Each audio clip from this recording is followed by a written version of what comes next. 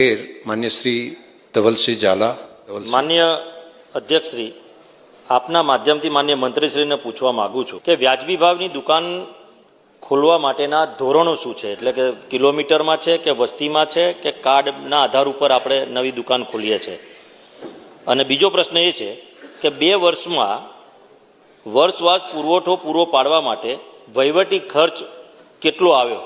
માન્ય અધ્યક્ષશ્રી, માન્ય સભ્યશ્રીએ જે રીતે પ્રશ્ન પૂછ્યો છે મુજબ સરકારશ્રીના તારીખ 26/7/2025ના ઠરાવ મુજબ ગ્રામ્ય અને શહેરી વિસ્તારમાં વ્યાજબી ભાવની દુકાન ખોલવા અંગેના ધારાધોરણો અલગ અલગ છે।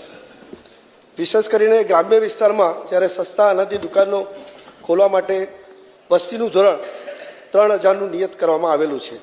સાથે સાથે બીજી પણ એક જોગવાઈ કરવામાં આવેલી છે કે રાષ્ટ્રીય અન્ન સલામતી કાયદા 2013 હેઠળ સમાવિષ્ટ લઘુત્તમ 75% જનસંખ્યા ઉપર એક દુકાન ખોલવા માટેનું ધારાધોરણ નક્કી કરેલ છે।